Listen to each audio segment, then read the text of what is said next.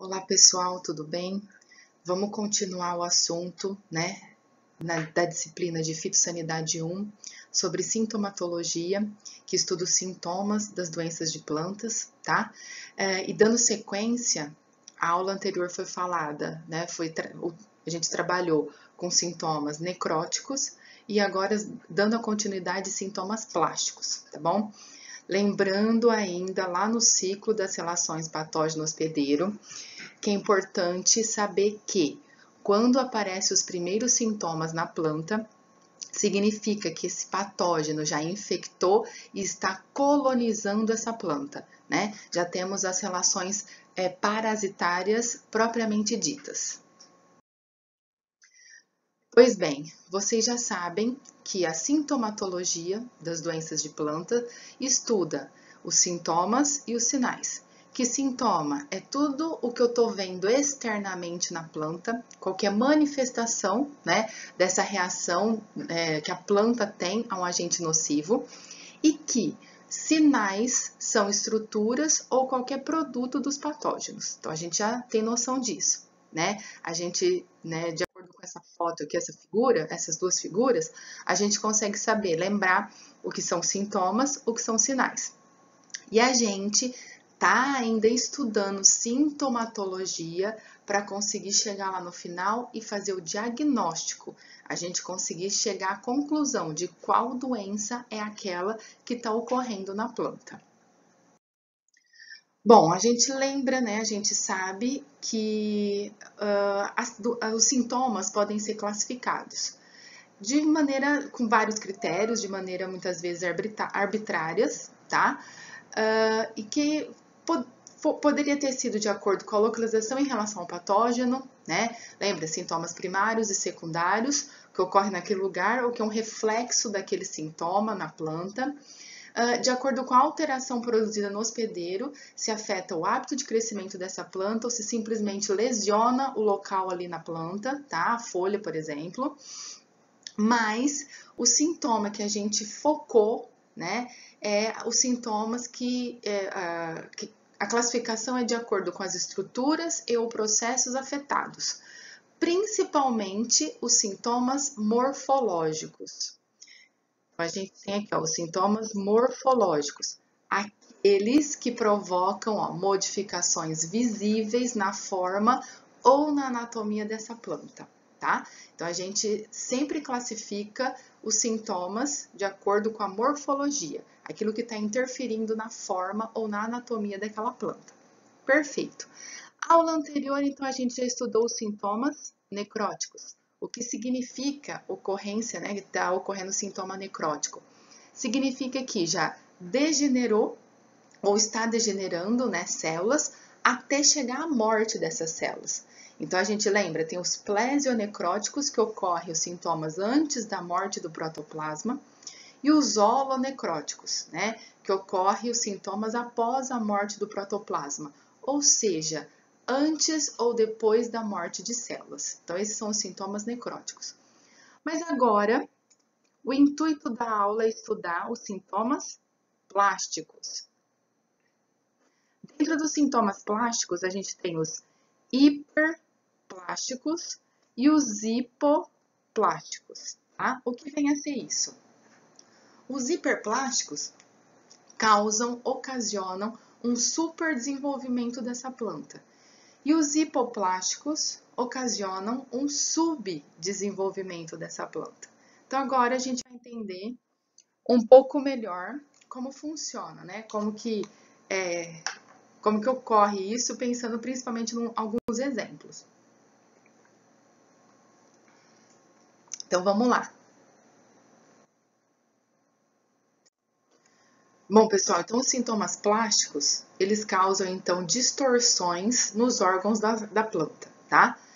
Os hipoplásticos ocasionando subdesenvolvimento dessa planta ou desses órgãos, e os hiperplásticos ocasionando superdesenvolvimento dessa planta ou destes órgãos, tá? E aqui, como nos necróticos, a gente tem vários exemplos. Pensando nos hipoplásticos, ó, albinismo, clorose, estiolamento, enfesamento, também conhecido como nanismo, mosaico, roseta, tá? A gente vai mostrar figuras e vai trabalhar um pouquinho cada um desses daqui. E dentro dos hiperplásticos que ocasionam o superdesenvolvimento, a gente tem o bronzeamento, calo cicatricial, enação, encarquilhamento, ou também chamado de encrespamento, epinastia, faciação, galha, superbrotamento e verrugose. Então vamos lá agora, vamos ver exemplos de cada um desses sintomas aqui. Começando então com os plásticos hipoplásticos, que causam o quê? Subdesenvolvimento nas plantas, tá? O albinismo é um primeiro deles. A definição de albinismo é a falta da produção da clorofila. Se a gente for olhar essa figura, né? Essa figura é uma doença muito comum em cana-de-açúcar, chamada de escaldadura, que pode ter sintomas agudos e crônicos. Nesse caso, é um sintoma crônico, porque perceba, a gente olha a planta como um todo, a planta inteira, ela está albina, a planta inteira está sem clorofila, a planta inteira não está verde, ela está esbranquiçada, né? Então, realmente faltou a produção da clorofila nesse caso. Então, é uma doença bem característica, chamada escaldadura, que tem como principal sintoma o albinismo. Uma outra, essa na lateral, né? O outro lado aí, o sintoma de clorose. Clorose é a falta da clorofila. Se lá no albinismo nem produziu a clorofila, né? Aqui na clorose ocorre a falta da clorofila. O que é essa história de esmaecimento do verde? É ir perdendo a coloração verde, tá? Uma doença bem comum que tem essa característica desse sintoma, ó, a clorose variegada dos citros.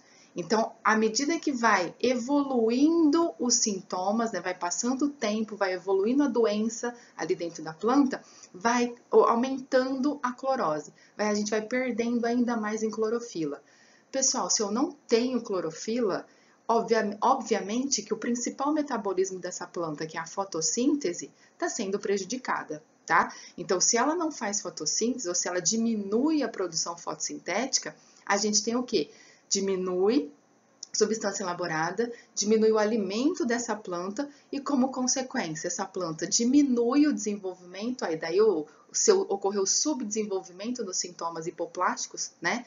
Então, ela diminui o desenvolvimento, progredindo, podendo até acarretar na morte dessa planta. Mas antes da morte, aí interferiu já em produção, interferiu em produtividade, tá? Um outro sintoma é hipoplástico, estiolamento. O que significa? O que é uma planta estiolada? Geralmente falta clorofila também, só que o que acontece? A planta cresce, cresce, cresce em direção a uma luz, né? Em direção a um local que tem essa fonte luminosa, na grande maioria das vezes. Mas, professora, hipoplástico causa subdesenvolvimento. Tá bom, eu sei. Pensa comigo aqui. Por mais que essa planta está crescendo em direção a algum lugar, em direção à luz principalmente, ela só está crescendo. Desenvolvendo, ela não vai estar. O que significa crescer? Aumentei a altura, beleza. Mas o que significa desenvolver? Além de aumentar a altura, eu tive ramificações, eu tive maior quantidade de folhas, eu tenho maior área fotossintética, eu consigo desenvolver e, consequentemente, produzir melhor. No caso, quando acontece o estiolamento, isso não acontece. A planta só pensa em crescer e não em se desenvolver. Esse outro exemplo aqui ó, de sintoma, né, hipoplástico, o enfesamento, também conhecido como nanismo. O que significa isso? É redução dos entrenós da planta, redução no tamanho dessa planta. É característico esse sintoma de enfesamento na própria doença chamada enfesamento do milho, tá? Então, lá no milho tem outros sintomas que ocorrem, que essa doença também manifesta, mas um dos principais chama enfesamento, por quê? Porque a planta fica menor, reduz o tamanho dessa planta, essa planta fica enfesada, fica nanica, tá? Outro sintoma bem característico, hipoplástico, é o mosaico. Pessoal, sempre quando a gente trabalha com doenças causadas por vírus, na grande maioria das vezes, um sintoma característico de doença causada por vírus é o mosaico. O que é mosaico? É quando eu olho uma folha, principalmente a folha, e eu vejo áreas com clorose e áreas com verde normal. E eu não consigo definir o que é verde, a porcentagem de área verde e a porcentagem de área amarelada, área clorótica, tá? Então, o mosaico é bem característico de doença causada por vírus. No nosso exemplo aqui, ó, o mosaico do mamoeiro. Mas a gente tem o mosaico do feijão, tá? A gente tem vários vírus que causam a doença, principalmente com o próprio nome do sintoma, né? Mosaico, ok? Roseta. Roseta também pode acontecer, né? Mais comumente em doenças causadas por vírus, tá? Não é tão comum assim nas nossas áreas agrícolas em si, né? Pensando nas culturas agrícolas em si. Mas o que é a roseta? Quando encurta também, encurtamento dos entrenós, né? Pensando lá nos brotos e nos ramos, o que acontece? Eles começam a ficar agrupados no mesmo local, formando uma brotação no mesmo local. Ó, aqui onde eu circulei é a famosa roseta, porque encurtou o entrenó e os brotos, né, ou ramos que eram para estar espaçados, para estar distanciados nesse caule, ficaram basicamente na mesma região, no mesmo local e brotaram no mesmo lugar. Por isso, o nome que a gente fala de roseta. Uma agora, né, entrando nos sintomas plásticos, agora hiperplásticos, tá? O que causa um super desenvolvimento, a gente tem o bronzeamento, que seria basicamente a mudança da cor da epiderme. É um sintoma bem complicado esse, porque muitas vezes confunde, né? A gente pode confundir com alguma deficiência ou com alguma fitotoxicidade de algum produto que foi aplicado, tá? Mas, assim, existe esse tipo de sintoma, bronzeamento, e talvez ele não é necessariamente o principal da doença. Ele pode ocorrer o bronzeamento devido a outras situações, né? A outros patógenos talvez está atacando. Mas nesse caso, um exemplo aí é de um vírus também, que além de causar esse bronzeamento, começa a dar uma enrolada nas folhas, tá bom? Calo cicatricial. Tá, não seria um sintoma necessariamente, né, de uma doença, mas seria pensar, já que tem um super desenvolvimento, né, daquela área das células ali, na tentativa de cicatrizar o local da lesão. Então, por algum motivo teve uma lesão, ou por tratos culturais, né, algum motivo teve essa lesão, e aí as células ali ao redor se super desenvolve, ocorre um imenso desenvolvimento ali para tentar o quê? Cicatrizar aquela lesão, ok?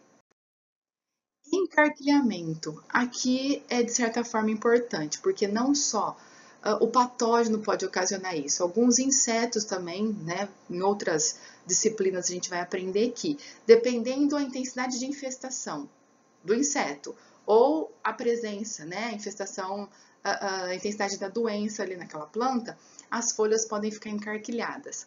Reparem que eu vou circular aqui, ó.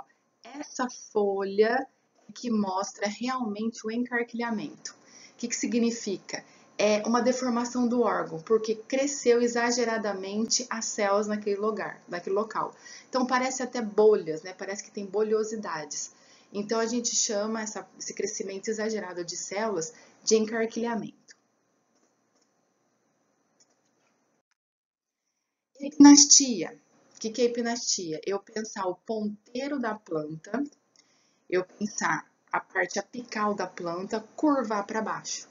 É muito característico esse sintoma de epinastia, tá? Lá no tomate, no vírus, na doença, né, do vira-cabeça do tomateiro, que é causada por um vírus, tá? Então, tem outras características, pode apresentar mosaico, pode apresentar diminuir o desenvolvimento, tem algumas outras características, mas um sintoma principal do vira-cabeça do tomateiro, tá? É a curvatura do meristema apical do ápice da planta para baixo. E aí a gente começa a entender o porquê, né? Que teve um super desenvolvimento porque encurvou para baixo, mas a planta, na realidade, ela não cresce para baixo, ela teria que se desenvolver para cima. Aí começa a prejudicar o desenvolvimento dessa planta. Fasciação é outro tipo de sintoma, talvez não muito comum, né, nas nossas culturas agrícolas. A gente não tem muito essa noção do que seria isso, mas lembra da roseta? É como se fosse uma roseta, só que numa parte, digamos assim, uma parte mais basal da planta, tá? Um estado mais achatado, ó. E novamente, muito ramificado a região ali das gemas, dos nós, dos ramos, tá? Então, pensando uma parte mais basal da planta, né? Esse aspecto achatado e muito ramificado.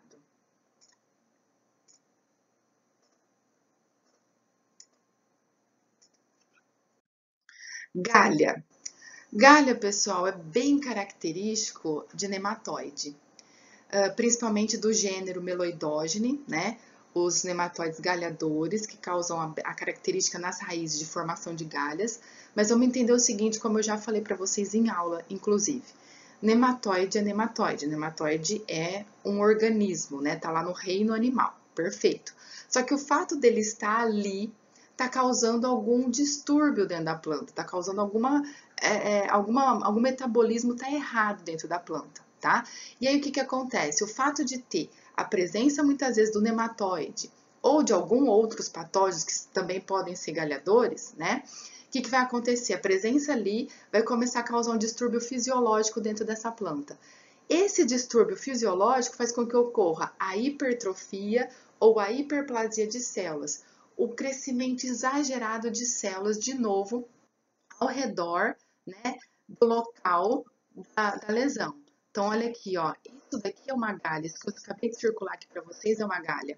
Significa o quê? Alguma coisa tem ali, um patógeno, um nematóide, e que promoveu, devido à instabilidade, né, as mudanças morfofisiológicas que estão ocorrendo ali dentro, promoveu um crescimento exagerado de células, que a gente chama esse sintoma de galha, tá? E no caso aqui do lado, ó, superbrotamento, superbrotação, que seria o quê? Uma ramificação excessiva. Isso é bem característico aqui, ó, dessa doença chamada ramulose, tá? Lá em algodão, principalmente, ocorre uma doença característica do algodão. O que acontece? A presença desse fungo ali nessa planta faz com que, principalmente a região do ponteiro da planta, ó, a região do ponteiro da planta, tenha uma excessiva ramificação. Cresce muito ramo num pequeno espaço, num pequeno trecho ali da parte apical da planta, tá? Significa o quê? Tem alguma coisa de errada, alguma coisa fisiologicamente, né, tá impedindo a planta de crescer e desenvolver normalmente. Daí ocorre esse superbrotamento, tá? E aí, por fim, a gente tem um último tipo de sintoma, chamado de verrugose, e nesse caso também, ó, bem característico da doença verrugose, lá na laranja, tá? Que é, de novo, um crescimento excessivo e muitas vezes a superificação, ou seja, fica mais duro, fica uma crosta no tecidos epidérmicos. Então, ó, tô circulando de novo aqui, ó, o excessivo crescimento de células, né? Formando as verrugas, daí chamado de verrugose. Um detalhe importante aqui que é interessante mencionar. Plantas que têm muito problema com verrugose, a gente tem a maior incidência de ácaros, né? Ácaro gosta muito de plantas que tenham muita poeira, porque serve de abrigo para eles, e plantas com muita verrugose, porque aí nessas entranhas aqui, o ácaro consegue se esconder, formar colônia e consegue se desenvolver bem, de uma maneira bem mais eficiente, né? Porque muitas vezes produto químico acaba não chegando até ele, tá? Então é só um detalhe a ser mencionado. A doença é a verrugose, esse crescimento exagerado de célula, mas por consequência lá em citros, os ácaros gostam muito de plantas que têm verrugose. E pessoal, a gente agora finalizou, né, os vários sintomas que pode ocorrer aí na maioria das doenças de plantas. Tanto sintomas necróticos, que causam a morte de células, quanto sintomas plásticos, que causam essas deformações, essas distorções, né? Tanto aumentando o crescimento, diminuindo o crescimento de planta. Perfeito. Sabendo então agora que existem todos esses sintomas, a gente começa a entender e começa a definir o que é quadro sintomatológico. Então, o que seria isso? É uma sequência completa lá dos sintomas que ocorrem durante o desenvolvimento de uma doença. Eu creio que eu já mencionei isso para vocês, mas vamos falar novamente. Muitas vezes, quando ocorre o momento da infecção, a hora que o patógeno infecta uma planta, logo de cara a gente não vê o sintoma externamente, tá?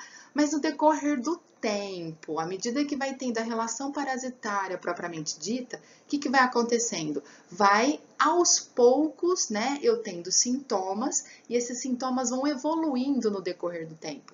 Então, novamente, muitas vezes é só um ponto de infecção, num primeiro momento eu não vejo nada, depois eu começo a ver, por exemplo, uma clorose, ou um amarelecimento, começa a ficar amarela, pintinhas, né, pontinhos amarelos nessa folha, que evolui para uma necrose, né? O que significa necrose? Já tem tecido morto, já matou células, e que depois pode evoluir isso para o caule, até chegando um quadro generalizado de várias manchas, tá? E que aí está impedindo diretamente a fotossíntese que deveria ocorrer naquela planta. Então, o que é esse quadro sintomatológico? Eu entender que no decorrer do tempo, com a evolução da doença, eu tenho uma sequência completa dos sintomas que estão ocorrendo ali naquela área, tá bom? Na área e na planta, né? Principalmente falando. E acho interessante finalizar com essa figura. Ela não é colorida, né? Mas é só para a gente ter uma noção. Que a partir do momento que eu tenho a infecção, que eu tenho a relação parasitária, que esse meu patógeno está colonizando a minha planta, essa figura mostra que desse lado aqui, ó, esse lado primeiro que eu estou riscando, né? A gente tem o que acontece fisiologicamente dentro da planta. Pode interferir na fotossíntese, pode interferir na respiração, pode interferir na reprodução e armazenamento, né, lá do amido, lá no fruto. Então, fisiologicamente, realmente, esse patógeno está causando algum malefício para a planta, está consumindo alguma substância importante dentro da planta. E aí, do lado de cá, ó, agora em amarelo, que eu estou marcando aqui para vocês, o lado de cá, o que eu consigo ver? Externamente, né, os sintomas. Está interferindo na fotossíntese, então eu tenho as manchas, por exemplo. Está interferindo lá no crescimento, desenvolvimento dos frutos, eu posso ter o quê? As podridões, tá? Então, o que eu quero sempre que vocês entendam quando a gente fala de doença de planta e principalmente de sintomas? Externamente eu estou vendo sintoma, mas internamente significa o quê? Que aquele patógeno está consumindo alguma substância importante para o crescimento e desenvolvimento daquela planta, ok? Bom, pessoal, até a próxima aula, né? Espero que todos tenham entendido, tá bom? E até mais!